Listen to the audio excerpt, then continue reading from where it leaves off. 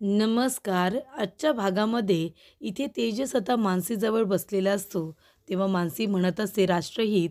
तेव्हा तेजस म्हणतो, "मी तुमच्या जवळच आहे." तेव्हा इथे आता मानसी म्हणत असते, "राष्ट्रहित मला माफ करा. मी तुमच्यापासून ही गोष्ट लपवली. मी तुमच्याशी खोटं बोलले." तेव्हा तेजस म्हणत असतो, "हे बघा, तुम्ही माफी नका मागू आणि या विषयावरती तुम्ही आता काहीच बोलू नका. तुमचं काही चुकलेलं नाही आहे. खरं तर माझं चुकलं." तेव्हा मानसी म्हणते, "नाही, तुमची काही चुकी नाही आहे राष्ट्रहित. प्लीज तुम्ही मला माफ करा. मी तुमच्यापासून ही गोष्ट लपवून ठेवायला नको हवी होती." तेव्हा राष्ट्रहित मानसीला म्हणत असतो, की "हे बघा, तुम्ही तरी सगळ्या गोष्टी मला का सांगाल ना? म्हणजे तुम्ही नेहमी माझ्यावरती विश्वास ठेवला, माझ्याशी खरं बोललात. तुम्ही एवढं मानता मला, पण मी तुम्हाला नेहमी माझ्यापासून दूर करण्याची गोष्ट केली, तुम्हाला सोडण्याची गोष्ट केली. तुम्ही मला सोडून जा, असं मी तुम्हाला सतत सांगत होतो. मग तुमचा तरी माझ्यावरती विश्वास का बसेल ना? तुम्हाला तर असंच वाटेल, की मी तुमचं म्हणणं ऐकलं तर तुमच्यावरती विश्वास नाही ठेवणार, हो की नाही? मी तुमच्याबरोबर असा वागलो त्यासाठी खरंच सॉरी आणि आता मी पुन्हा तुम्हाला असं कधीच म्हणणार नाही, की तुम्ही मला सोडून जा. आता मी असं तुम्हाला कधीच बोलणार नाही. माझ्यामुळे तुम्हाला जो काही त्रास झाला त्यासाठी खरंच सॉरी." तेव्हा तेजस म्हणतो, की "तुम्ही माझ्यावरती एवढा विश्वास ठेवलात, एवढं प्रेम करता माझ्यावरती, पण मी काय केलं? मी काहीच केलं नाही ना तुमच्यासाठी. खरंच मला माफ करा. माझ्यामुळे आज तुमची ही अवस्था आहे." तेव्हा इकडे आता तेजस म्हणत असतो, "आता नाही. आता आपण दोघं जणं नेहमी एकत्र राहायचं. तुम्हाला दादा बघायला इथपर्यंत आला. मला कळलं, की आपलं घर अजूनही एकत्र आहे. फक्त आता आपल्याला ते सावरायचं आहे. आपण दोघं जणं मिळून सावरू." तेव्हा मानसी म्हणते, की "थोडं तुझं, थोडं माझं करून आपण आपलं घर सावरूया." आणि ती तेजसचा हात आपल्या हातामध्ये घेऊन आता बसलेली असते. त्याच्यानंतर इथे तेजस आता शांतपणे डोळे मिटून झोपलेला असताना मानसी म्हणत असते, की "हे एवढा वेळ असे आखडून झोपलेले आहेत." तेव्हा ती आपल्या तोंडाचा इथे ऑक्सिजन बाजूला करते आणि म्हणत असते, की "राष्ट्रहित, राष्ट्रहित." तेव्हा तेजस म्हणतो, की "सॉरी, बोला ना, काय हवंय तुम्हाला? तुम्हाला काही होतंय का? थांबा मी डॉक्टरांना जाऊन बोलावतो." तर इकडे तेजसला झोप लागलेली असते. त्याला वाटत असते, की मानसीला काय हवंय आणि काय नको. त्याला झोप लागली आणि हिला जर कसली गरज पडली असेल तर? तेव्हा तो आता पॅनिक होतो आणि म्हणतो, की "काय हवंय ते सांगा, डॉक्टरांना बोलावतो." तेव्हा मानसी म्हणते, "राष्ट्रहित मला काही नको आहे आणि मी एकदम बरी आहे. बघा तुम्ही आता, मी खरंच बरी आहे. मला काही नको." तेजस म्हणतो, "पाणी प्यायला देऊ का?"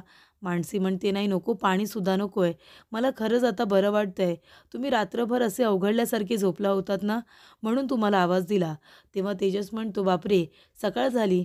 बघा ना, एवढा उशीर झाला." आणि तो गुड मॉर्निंग विश करतो आणि म्हणतो, की "इथे काही कळतच नाही ना? म्हणजे बघा ना, रात्र आहे की दिवस आहे काही कळत नाही तेव्हा इथे मानसी म्हणत असते, की "राष्ट्रहित, खरंच सॉरी. मी तुम्हाला सांगायला हवं होतं, की मी रणजितच्या ऑफिसमध्ये काम करते. पण खरं सांगू का, कॉन्ट्रॅक्ट साइन करेपर्यंत मला माहिती नव्हतं, की ती कंपनी, ते ऑफिस रणजितचं आहे. कॉन्ट्रॅक्ट साइन केल्यानंतर मला कळलं आणि त्याच्यामुळे आता ते कॉन्ट्रॅक्ट मी ब्रेक नाही करू शकत. जेवढ्या महिन्याचं कॉन्ट्रॅक्ट आहे, तेवढा महिना मला तिथे नोकरी करावी लागेल. मला असं वाटलं, की तुम्हाला कळल्यानंतर तुम्ही कसे रिॲक्ट कराल काय माहिती, म्हणून मी तुम्हाला नाही सांगितलं. पण खरंच मला माफ करा. मी तुमच्यापासून ही गोष्ट लपवायला नको हवी होती. आता मी तुम्हाला प्रॉमिस करते, यापुढे जर मी तुमच्यापासून काही खोटं बोलले, तुमच्यापासून एखादी गोष्ट लपवली ना, तर त्या क्षणाला माझा जीव जाऊ दे, असं मी म्हणते." तेव्हा तेजस म्हणतो, "हे बघा, तुम्ही असं काही बोलू नका. तुमची सगळ्यात या काही चुकी नाही आहे, चुकी माझी आहे. कारण मी तुमचा विश्वास कधी संपादन नाही करू शकलो. तुमच्यावरती विश्वास ठेवू नाही शकलो." तेव्हा इथे आता संपदासुद्धा आलेली असते. संपदा म्हणते, "मानसी, कशी आहेस तू बाळा? आणि तुला असं बघून, हसताना बघून आणि त्याचबरोबर बोलताना बघून मला खरंच किती आनंद होतोय. मला खूप आनंद झालाय तुला बरं वाटतंय म्हणून." तेव्हा इथे तेजससुद्धा मानसीला हेच म्हणालेला असतो, की "तुम्ही अशाच हसत राहा. हसताना तुम्ही खूप छान दिसता." तेव्हा मानसी म्हणते, की "अशा अवस्थेमध्ये छान दिसते?" तेव्हा तेजस म्हणतो, "नाही, नाही. हे काय बोलताय तुम्ही? तुम्ही हसताना खूप छान दिसता. मला असं म्हणायचं आहे." तेवढ्यातच इथे आता तेजस म्हणत असतो, की "मानसी, तुम्ही आता आराम करा. खरंच तुम्हाला बरं वाटतंय ना?" तेव्हा इथे आता संपदा म्हणत असते, की "मानसी, या माणसाबद्दल मला तुला एक गोष्ट सांगायची आहे." तेव्हा तेजस म्हणतो, "आई आता नको ना. आता त्यांना बरं वाटत नाही आहे. तुम्ही नंतर सांगा." तेव्हा इथे मानसी म्हणत असते, की "आई काय झालंय?" तेजस म्हणतो, की "असं करू नका. त्यांना बरं तर वाटू द्या." संपदा म्हणते, मानसी तुझं जेव्हापासून अपघात झाला आहे तेव्हापासून या माणसाने काही खाल्लेलं नाही आहे, ते पाणीसुद्धा प्यायलेले नाही आहेत. हे बघ कपडे ते घरी जाऊन चेंजसुद्धा केलेलं नाही आहे. फक्त तुझ्याजवळ बसून ते रडतायत. तेव्हा इथे आता मानसी म्हणत असते की राष्ट्रहित आई जे काही बोलते ते बरोबर आहे. तेव्हा तेजस म्हणतो, काय बरोबर आहे? त्यांना आधी सांगा की जो माईक गिळलाय ना तो बाहेर काढून टाका म्हणावं. हे हॉस्पिटल आहे आणि त्या किती जोरात बोलतायत, आपल्याला हकलून देतील ना हॉस्पिटलमधून. तेव्हा इथे संपदा म्हणते, हे बघा मी आहे मानसीजवळ, तुम्ही जा बरं घरी जा आणि फ्रेश होऊन या, कपडे पण बदला. तेव्हा तेजस म्हणतो, तुम्हाला खरंच बरं वाटतंय ना? तेव्हा संपदा म्हणते की मानसीला सोडून जावंसं वाटत नाही आहे तुम्हाला? तेव्हा तेजस म्हणतो, नाही असं काही नाही आहे. हे बघा राष्ट्रहित, तुम्ही जा, तुम्ही फ्रेश व्हा आणि मग हवं तर नंतर या. आई आहे ना माझ्याबरोबर? त्यानंतरला तेजस गेल्यानंतर संपदा म्हणत असते, काय गं मानसी, एवढा मोठा टेम्पो दिसला नाही का तुला? असा कसा रस्ता क्रॉस करत होतीस तू? एवढा मोठा अपघात झाला तुझा. तेव्हा मानसी म्हणत असते, नाही गं आई, म्हणजे राष्ट्रहित उभे होते ना, त्यांच्या दिशेने एक टेम्पो येत होता आणि म्हणून मी त्यांना बाजूला केलं आणि मी बाजूला होणार तेवढ्यात मला त्या टेम्पोचा धक्का लागला. तेव्हा इथे मानसी म्हणत असते, आई पण तुला एक गोष्ट सांगू का? राष्ट्रहित जिथे उभे होते ना, तो टेम्पो त्यांच्या दिशेने येत असताना मला असं वाटलं जणू काही तो टेम्पोवाला मुद्दामून त्यांच्या दिशेने तो टेम्पो घेऊन येतोय. त्यांचा अपघात घडवून आणण्यासाठी मला असंच वाटत होतं. कारण राष्ट्रहित बाजूला होणार तेवढ्यातच तो टेम्पो त्यांच्या दिशेने जोरात येत होता. मी धक्का देऊन बाजूला व्हायच्या आधी मला धडक बसली होती. तेव्हा संपदा म्हणते की मुद्दामून कोणी तेजसला मारण्याचा प्रयत्न का करेल? काहीतरी गडबड नक्की आहे. त्यानंतर शोभा गायत्रीजवळ फोनवरती बोलत असते. तेव्हा शोभा म्हणते, काय सांगू तुम्हाला, जेव्हापासून मानसीच्या अपघाताची बातमी कळली ते ऐकल्यानंतर माझ्या काळजामध्ये किती धस झालं सांगू तुम्हाला. तेव्हा गायत्री म्हणते, बास गाराऊ तुमची नाटकं, मला तुमची नाटकं ऐकायची नाही आहेत. तेव्हा कामाचं काय झालं ते सांगा. शोभा म्हणते की काळजी करू नका, तुमचे पैसे वाया जाणार नाही. मी पारगाववरून नंदूला इथे बोलावून घेतलंय ना, त्याच्याकडून मी आता सगळी माहिती काढणार आहे. पारगावला नक्की जाऊन काय झालं होतं, तेजसची आणि त्यांची भेट कशी घडली, ही सगळी माहिती आता नंदू आपल्याला देईल. पण त्यासाठी थोडे पैसे लागतील ना. गायत्री म्हणते, ॲडव्हान्स दिला आहे ना, बाकीचे पैसे काम झाल्यानंतरच देणार. आणि तसंही आता हीच योग्य वेळ आहे मानसीसमोर पारगावचं सत्य आणायची. त्यानंतर इथे तेजस घरी आलेला असतो. अभय त्याने विचारते की दादा, अरे वहिनी कशी आहे आता, बरी आहे ना? तेजस म्हणतो, काळजी करू नको, आता त्या बऱ्या आहेत. तेवढ्यात तिथे गायत्री आहे. त्याने म्हणते, तेजस काय रे, बाप रे, आणि ती लगेच डोळ्यांवरती हात घेते कारण तेजसच्या शर्टला इथे रक्त लागलेलं असतं. तेव्हा गायत्री म्हणते, ए तेजस, मला माहिती आहे आपल्या दोघांचं एवढं काही पटत नाही, पण मी खरंच मनापासून विचारते रे, मानसी कशी आहे आता, मानसी बरी आहे ना? तेव्हा इकडे तेजस म्हणत असतो की हो ती बरी आहे. त्यानंतर गायत्री म्हणते, मला जरा तुझ्याशी बोलायचं आहे, मी बोलू शकते ना? तेव्हा तेजस म्हणतो, हे बघा माझ्याजवळ आता बोलायला वेळसुद्धा नाही आहे आणि मला तुमच्याबरोबर कुठल्याही बाबतीत आता वाद घालायचा नाही आहे. तेव्हा इथे गायत्री म्हणत असते, तेजस अरे मलासुद्धा माणुसकी आहे, म्हणजे आपल्या दोघांचं पटत नसलं तरीसुद्धा मला माणुसकी नाही असं समजू नकोस. अरे मला पण माहिती आहे तू रात्रभर हॉस्पिटलमध्ये होतास, आता घरी आलायस, मग मी तुझ्याबरोबर वाद का बरं घालेन? हे बघ मला तुझ्याशी फक्त थोडंसं बोलायचं आहे आणि आता लगेच नाही, तू फ्रेश वगैरे हो आणि मग तू माझ्या रूममध्ये ये, आपण दोघंजणं बोलू. तेव्हा इथे आबा त्याच्यासाठी पाणीसुद्धा घेऊन आलेले असते. तेव्हा तेजस म्हणतो, आता पाणी वगैरे नको, मला फ्रेश व्हायचं आहे. तर इथे पारगाववरून आता नंदू आलेला असतो. तेव्हा शोभा म्हणत असते की हे घ्या, चहा घ्या. तेव्हा इकडे आता नंदू म्हणत असतो की मानसीताईचं ॲक्सिडेंट झालं काल आणि तुम्ही मला आज सांगितलंत, कालच सांगायचं ना. तेव्हा शोभा म्हणते, नाही हो, घाईघाईमध्ये काही एवढी आठवण नाही राहिली, तरीसुद्धा मी तुम्हाला सांगितलं. आणि आता संपदासुद्धा हॉस्पिटलला गेले आणि निधी कॉलेजमध्ये गेले, घरी कुणी नाही आहे ना म्हणून मी थांबले. बरं झालं तुम्ही इथेच आलात. तेव्हा शोभा म्हणत असते, काय मग कसं काय चाललंय सगळं? आणि पारगावलासुद्धा ते आता विचारपूस करत असते. त्यानंतर म्हणते की तेजसची आणि तुमची ओळख कशी? हॉस्पिटलमध्ये तेजस आहे ना मानसीची काळजी घ्यायला, ते खूप काळजी घेत आहेत मानसीची. तेव्हा इथे नंदू म्हणत असतात की हो हो, तेजस साहेब म्हणजे खरंच खूप चांगले माणूस, म्हणजे प्रत्येकाची मदत करायला धावत असतात. आणि मानसीताई तर काय, त्यांची बायको आहे म्हणजे ते काळजी घेणारच ना. तेव्हा इथे शोभा म्हणते, हो ना, खूप काळजी घेतात.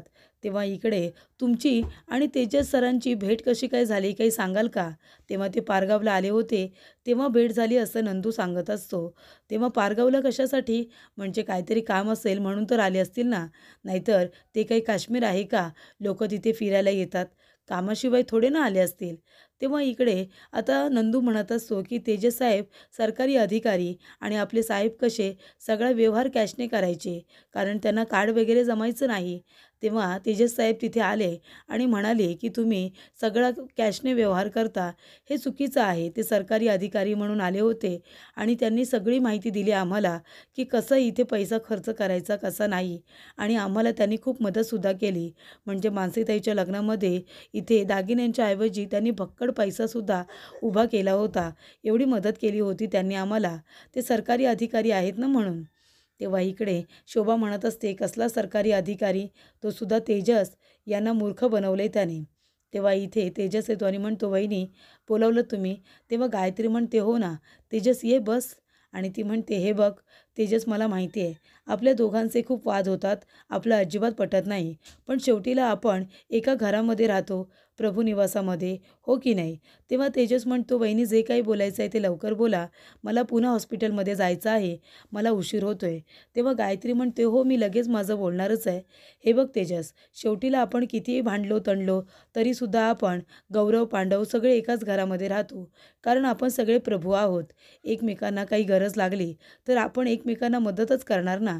हे बघ तेजस, हे थोडे पैसे आहेत, तुला जर खरंच पैशांची गरज असेल तर हे पैसे तू ठेव. हे बघ, हे पैसे तू मला परत कर असं मी म्हणणार नाही, किंवा पैशांच्या ऐवजी तू प्रॉपर्टीच्या पेपरवरती सही कर असं सुद्धा मी तुला म्हणणार नाही आहे. पण जर पुढील खर्चासाठी आणि इथे हॉस्पिटलचे पैसे भरण्यासाठी जर तुला या पैशांची गरज असेल तर हे सगळे पैसे तू तुला ठेव. तेव्हा तेजस म्हणतो, की वहिनी तुम्ही एवढा विचार केलात, एवढ्या चांगल्या पद्धतीने तुम्ही विचारपूस केली, तेच खूप आहे, पण हे पैसे मला खरंच नको आहेत. तेव्हा मानसी म्हणत असते, हे बघ तेजस, नाही म्हणू नकोस, अरे पुढचा एवढा सगळा खर्च आहे ना. आणि इथे गायत्री आता तेजसचा हात हातामध्ये घेते आणि त्या रुमालानेच आता तेजसच्या हातावरती ते पैसे ठेवून घेते.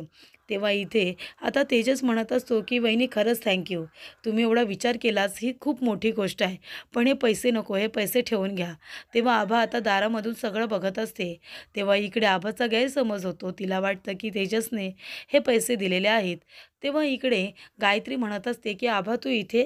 तेव्हा आभा म्हणते, वहिनी तुझ्या डोळ्यात पाणी काय झालं? तेजस दादा तुझ्याबरोबर भांडला का? तेव्हा गायत्री म्हणते, नाही गं, उलट बघ ना तेजसने सगळे पैसे परत केलेत. तेव्हा इथे आभा म्हणत असते, काय? तेजस दादाने सगळे पैसे परत केले? तेव्हा गायत्री म्हणते, हो ना, हे बघ. तेव्हा इकडे आभाला खूपच जास्त आनंद होतो.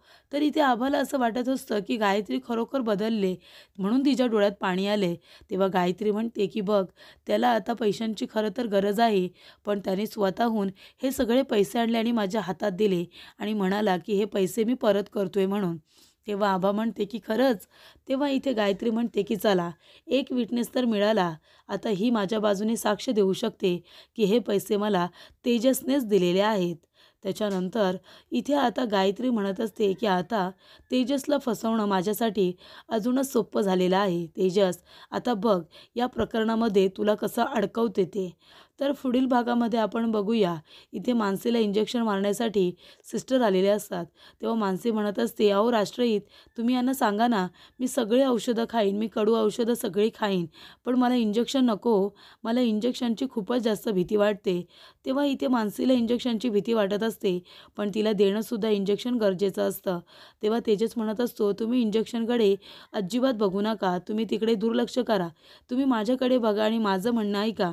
तेव्हा इथे तेजस आता तिचं लक्ष हे विचलित करण्याचा प्रयत्न करत असतो. सिस्टरसुद्धा आलेले असतात आपलं काम करण्यासाठी, मानसीला इंजेक्शन देण्यासाठी. मानसी आता इंजेक्शन दिल्यानंतर खूपच जास्त ओरडते, घाबरते. तेव्हा इकडे आता तेजस तिला गप्प करण्यासाठी तिच्यासमोर हात देतो आणि तो हात ती आता तोंडामध्ये घेऊन जोरात चावते. तर इथे मानसी आता घाबरलेली असते, तेव्हा ती तेजसचा हात जोरात चावते. इथे तेजसचं तोंड आता वाकडं झालेलं असतं.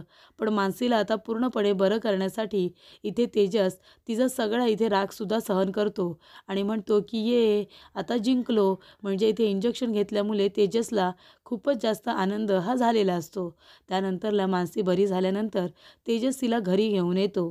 पायरी असल्यामुळे मानसीचा तोल जातो तेव्हा तेजस तिला प्रेमाने